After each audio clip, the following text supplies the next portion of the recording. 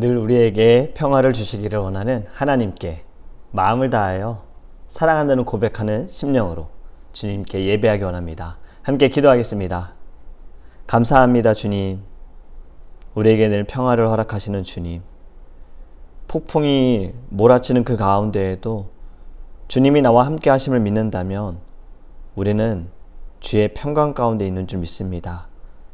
흔들리지 않는 마음을 우리 안에 허락하여 주시고 하나님 풍랑을 보면서 두려워함이 아니라 우리와 함께 계시는 예수님을 의지할 수 있는 믿음을 우리 안에 부어 주시옵소서. 그것이 하나님 예배로부터 시작되어 말씀으로 하나님 우리 안에 새겨지게 하시고 기도로 주의 손을 붙들며 나아갈 수 있는 은혜로운 시간 되게 하옵소서. 감사합니다. 예수님의 이름으로 기도합니다. 아멘. 오늘 우리에게 하나님의 말씀은 미가서 5장 2절입니다. 구약성경 미가서 5장 2절입니다.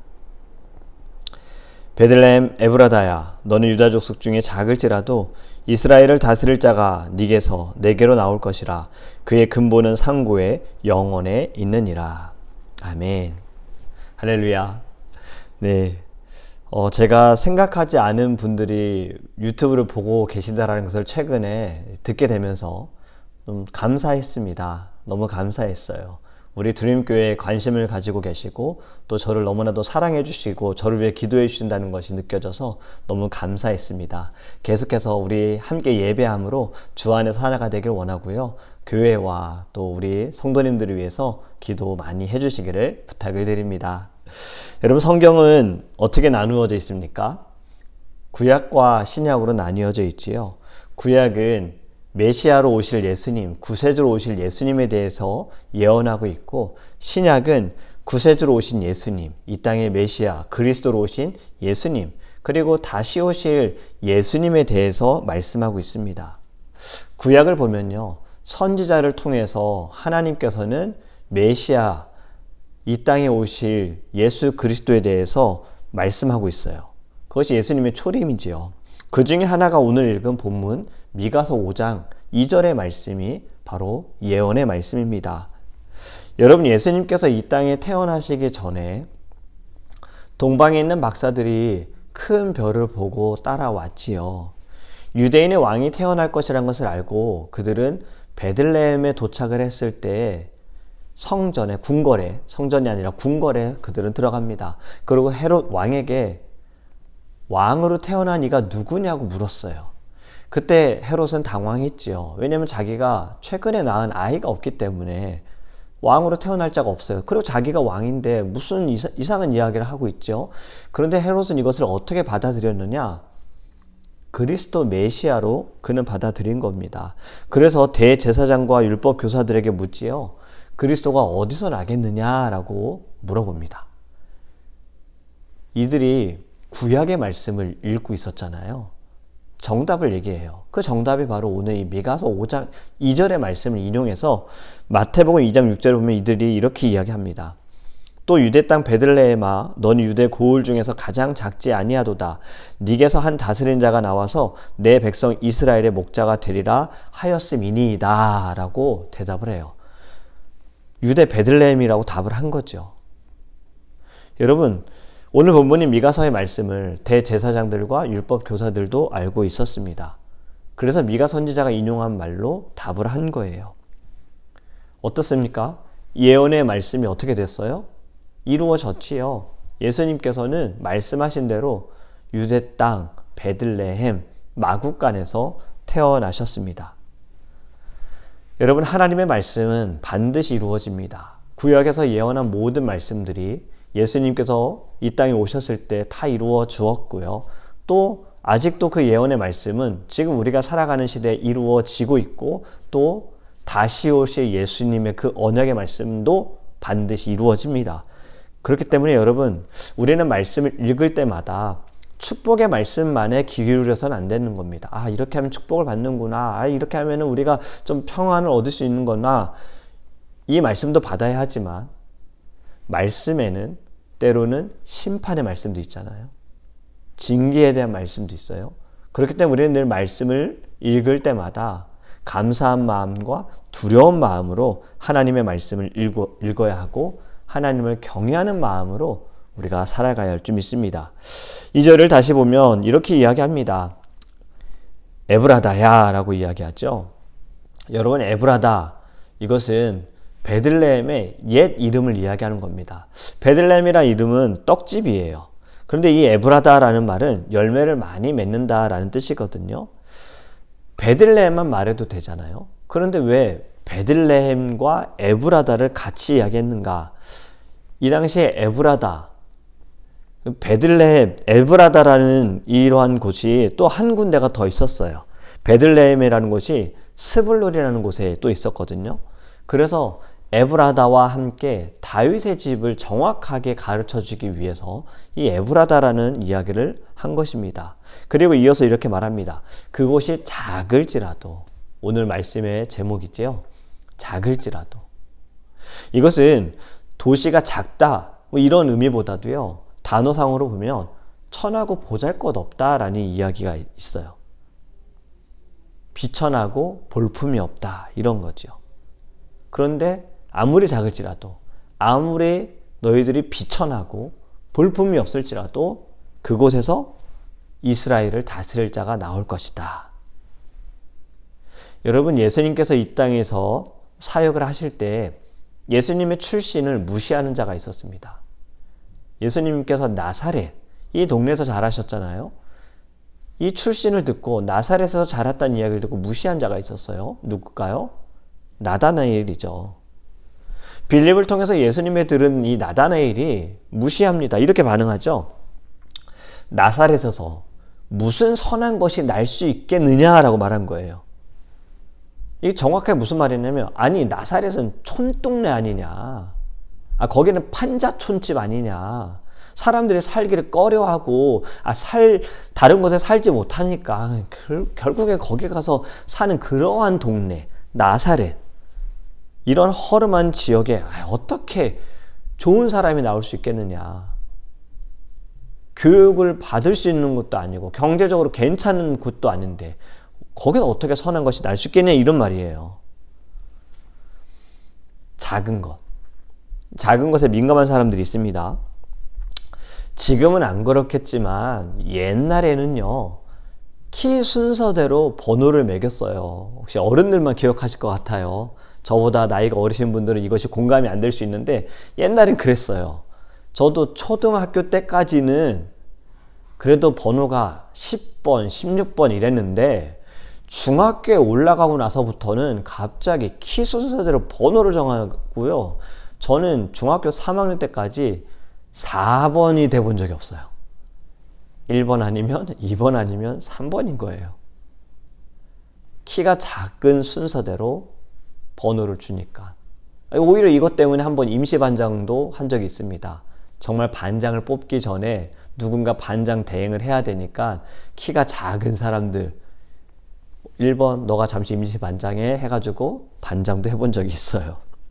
지금 제가 말하면서 굉장히 민감하게 이야기하죠. 근데 제가 그래요, 작은 것에 민감한 사람이었어요. 지금 어떨까? 키가 조금 더 컸으면 하는 마음은 아직도 좀 있어요. 요즘에는 이제 제가 농구를 잘 못하고 있지만 전에는 농구하러 갔을 때 외국 사람들 하는 곳에 가면 이 친구들이 시합에 잘 안 껴주는 거예요. 왜냐하면 동양 사람이고 키가 작다 보니까 같이 시합을 뛰면 저 때문에 질까 싶어서인지 모르겠어요. 근데 오히려 키가 크고 그리고 자기 비슷한 사람들끼리 뽑아가지고 농구를 하는 거예요. 제가 마음이 좀 상하죠. 이렇게 보면 제가 그렇게 뛰어난 실력은 아닌데, 근데 뛰는 애들 보면 키만 컸지 그렇게 막 잘하는 친구만 있는 건 아니거든요. 제 외모를 한번 보고서 선택을 못 받은 거잖아요. 여러분, 이러한 것에, 작은 것에 민감한 사람들이 제 얘기를 계속하는 것 같은데 그래요. 근데 여러분, 작다고 무시하면 됩니까? 한국 속담에 어떤 속담이 있어요? 작은 고추가 맵다. 여러분, 작다고 무시한다는 거 결국엔 눈에 보이는 대로 판단하고 결론을 내리는 거잖아요. 키가 작아서 쟤는 못할 거야. 쟤는 덩치가 작아서 힘이 없을 거야. 이렇게 그냥 결정을 내리는 거죠. 나다나엘이 그랬던 거예요. 예수님을 보지는 않았어요. 빌립을 통해서 예수님에 대해 들었거든요. 그런데 그의 편견과 선입견은 그의 출신 나사렛 여기를 너무나도 잘 알았던 거예요. 그래서 나사렛에서 무슨 선한 것이 나겠느냐, 그런 동네에서 이렇게 결론을 내린 겁니다. 여러분, 우리 하나님께서는 작은 자도 사용하시고 큰 자도 사용하십니다. 하나님의 판단을 우리가 왈가왈부하는 것, 이것도 교만이지 않을까요? 하나님께서 어떻게 저런 자를 쓰시지? 어떻게 저렇게 실력 없는 자를 쓰시지? 어떻게 저렇게 능력이 없는 자를 쓰시지? 저 사람은 인성이 아닌 것 같은데 어떻게 쓰시지? 여러분, 우리는 모릅니다. 왜 쓰시는지, 왜 하나님께서 그를 쓰시는지, 선하게 쓰시는 것인지 약하게 우리는 모릅니다. 그런데 중요한 건 그 모든 것에 우리의 입장인 것 같아요. 우리의 마음인 것 같아요. 하나님께서 결정하신 것 왜 우리가 이렇게 해라 저렇게 해라 말할 수 있을까요? 이것 또한 교만이지 않겠습니까? 여러분, 우리는 하나님이 결정하신 것을 다른 사람에 대해서도 우리가 무엇이라 말할 것도 아니고, 또 우리 자신을 돌아보았을 때 하나님 왜 나 같은 자를 쓰실까? 이 부분에 있어서도 하나님이 결정하신 것에 우리 의심하지 않기를 원합니다. 이 또한 교만일 수 있습니다. 분명히 하나님의 뜻은 있다라는 거예요. 그렇기 때문에 아무리 작을지라도, 아무리 연약할지라도, 아무리 부족할지라도 하나님께서는 사용하여 주신다는 겁니다. 성경에 비슷한 일들이 있었습니다. 저는 두 가지가 좀 떠오르는데요. 먼저 소년 다윗이에요. 그가 아버지의 심부름을 받아가지고 형들이 지금 싸우고 있는 전장터에 나가잖아요. 전쟁터에 갔더니 저쪽에서 블레셋 사람, 그 중에 웬 키 큰 놈이 뭐라 막 얘기하는 거야. 나와 싸우자고. 니네들은 뭐 쫄보냐? 왜 너희들 그렇게 숨어 있냐? 겁쟁이냐? 막 이러면서 막 욕을 해야 되는 거죠. 이 이야기를 들은 다윗이 막 열이 난 거예요. 아니, 저자가 도대체 누구인데 하나님의 백성들인, 하나님의 군사들인 우리를 이렇게 조롱하느냐 하면서 자기가 나가 싸우겠다 그랬어요. 사람들의 반응이 어땠을까요? 소년이에요. 키도 작고 덩치도 작고 군사로 훈련도 받지 않은 다윗이 나가 싸운다고 하니까 열정만 강하네. 그 마음 크네. 근데 네가 현실을 모르는구나. 우리도 훈련 받았고 우리 무기도 있고, 근데 저 골리앗을 어떻게 이겨? 아무리 말려도 다윗은 확고했습니다. 그를 말릴 수 없어서 결국에는 내보내죠. 근데 내보낼 때 사울의 갑옷을 입힙니다. 무기를 줘요. 하지만 맞지 않죠. 그래서 결국엔 그는 돌을 가지고 나가지요. 그리고 가장 중요한 건 만군의 여호와의 이름으로 나갔다는 겁니다. 그리고 우리가 잘 알듯이 골리앗을 쓰러뜨립니다. 어찌 저런 작은 아이가 나가서 싸우겠어. 어린 나이에 참 안 됐다. 나가서 험한 꼴 당했구나. 하지만 그는 결코 작지 않았습니다. 외모로 볼 땐 왜소했고 작을 수 있었으나 그에게 있는 하나님은 크셨다는 거예요. 두 번째로 제가 생각이 나는 것은요, 예수님께서 이 땅에서 사역하실 때 제자들이 예수님께 다가오는 아이들을 막고 쫓아낸 적이 있습니다. 부모님들은 아이들을 데리고 예수님께 나아가 예수님께 축복받기를 원했어요. 이것을 제자들이 막지요. 저리 가라고. 이유는 모릅니다. 예수님께서 말씀을 전하는데 방해가 됐을까? 아니면 우리도 이해하지 못하는 걸 어떻게 너희들이 이해하겠어? 어떤 이유인지 모르겠지만 결론은 쫓아냈다는 거예요. 아이들을 쫓아냈다는 거예요.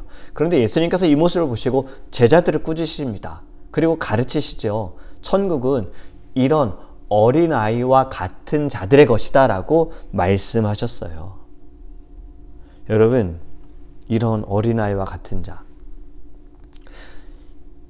이 본문을 가지고 제가 설교를 한 4번, 5번 했었을 거예요. 왜냐하면 되게 어린이주일 때 이 말씀을 많이 증거하는데요. 그때와는 또 지금은 다르게 이 말씀이 느껴져요. 왜냐하면 이제 아이를 제가 낳고 보니까 이든이를 보면서 어떤 아이가 어린아이와 같은 자인지를 더 알게 됐어요. 정말 부모를 믿는 아이, 배가 고프다고 울고, 힘들다고 울고, 기저귀 갈아달라고 울고, 답답하다고 울고, 이 우는 것, 부모가 챙겨줄 것을 믿는 거잖아요. 물론 자기는 힘들어서 우는 거지만 그 안에는 그 알리는 거잖아요. 나 이렇습니다라는 거. 아이가 말을 못하니까 그냥 우는 것으로. 그 부모가 얼른 챙겨줘요. 이렇게 하나님을 믿는 거죠. 하나님은 언제나 내 곁에 계시고 하나님은 언제나 나를 돌보아 주시고 나를 이끌어 주실 거라는 이 믿음, 내가 일일이 하나하나 다 고하지 않아도 주여라고 외치며 눈물을 흘리는 그 모든 것에 하나님께서는 우리를 붙들어 주시는 그 믿음, 이러한 자가 하나님의 나라에 들어갈 수 있다는 겁니다. 작은 아이일지라도. 여러분, 오늘 본문의 말씀 베들레헴, 이 작은 마을에 예수님께서 태어나셨습니다. 이전에 베들레헴이라는 곳 사람들이 알았을까요? 만약에 여러분 예수님이 베들레헴에서 태어나지 않으셨다면 여러분들 베들레헴이라는 장소 아셨을까요? 잘 몰랐을 거예요. 크리스마스만 되면 예수님 탄생에 대한 이야기만 나오면 우리는 베들레헴 이야기합니다. 물론 다윗이 태어난 곳이기 때문에 베들레헴이라는 것을 알 수는 있으나 예수님이 태어나신 것과는 많이 다르죠. 알려지는 것이 많이 다르잖아요. 이러한 작은 곳에 주님이 태어나심으로 통해서 모든 이들이 알게 되었다는 겁니다. 여러분, 하나님께서 사용하시면 아무리 보잘 것 없는 곳이어도 하찮은 곳일지라도 큰 곳이 될 줄 믿습니다. 기생 라합, 여러분 분명 사람들은 기생이기 때문에 라합에 대해 이야기할 때 천하다고 이야기했을 거예요. 여리고성에 있던 그 라합, 기생이기 때문에 사람들이 무시했을 수 있어요.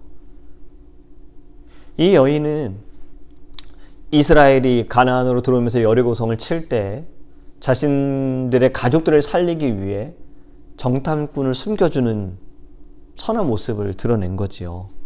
그런데 이 여인의 모습, 하나님은 이 여인을 사용하시지 않습니까? 신약에 가면 이 여인의 이름이 또 등장하죠. 어디에? 예수님의 족보에 등장을 합니다. 천한 나귀일지라도 누가 사용하는지에 따라서 달라집니다. 저와 여러분은요, 아무리 작을지라도 하나님께서 택하셨어요. 우리 주님교회도요, 이제 막 교회가 개척이 되어져서 미흡한 점이 많을지라도 하나님께서 택하셨고 하나님께서 세우셨어요. 아무리 작고 연약할지라도요, 하나님께서 행하신 모든 일에는 이유가 있습니다. 이를 의심하게 되어질 때 그것은 선악과를 따먹는 것과 같은 죄를 짓는 거예요. 그렇기 때문에 우리 안에 있는 의심을 버리기를 주님의 이름으로 권면합니다. 아무리 작은 나일지라도 하나님이 사용하심에 감사함으로 순종하기 원합니다. 믿음으로 오늘도요, 한 걸음 한 걸음 주님과 동행하며 여러분들의 삶에 평강이 넘치기를 주님의 이름으로 축복합니다. 아멘. 우리 함께 기도하겠습니다.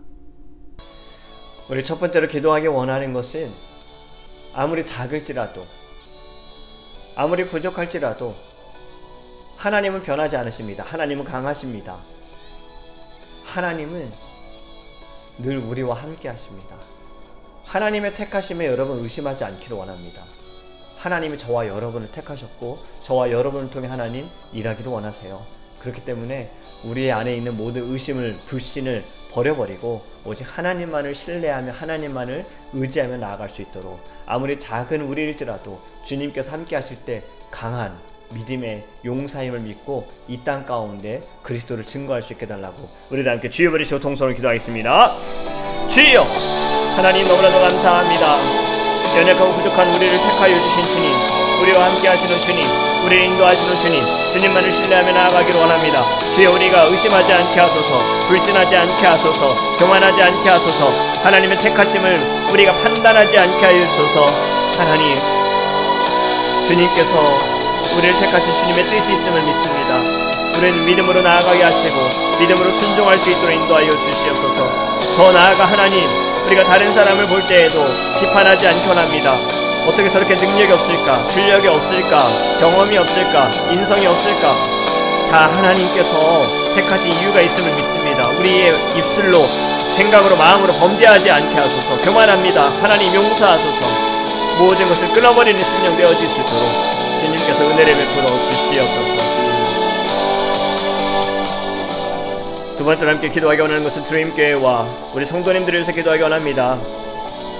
하나님께서 개척하게 하신 교회에 아직도 많이 부족하고 연약하지만 하나님이 함께 하시고 주님께서 크게 사용하실 줄 믿습니다. 우리의 교회를 통하여서 하나님의 영광과 주님의 나라와 그리고 죽어가는 영혼들을 살릴 수 있는 교회가 될 수 있도록 우리가 숫자를 늘리는 교회에 목숨을 거는 교회가 아니라 많은 영혼들을 구원할 수 있는 교회, 힘들고 지쳐있는 영혼들을 살릴 수 있는 교회, 단 한 명이라도 주님을 만나게 할 수 있는 교회가 될 수 있도록 기도하기 원하며 우리 모든 성도님들이 한 마음으로 죽어가는 영혼들에게 우리의 마음을 쏟을 수 있는 심령들 될 수 있도록 또 우리 모든 성도님들의 삶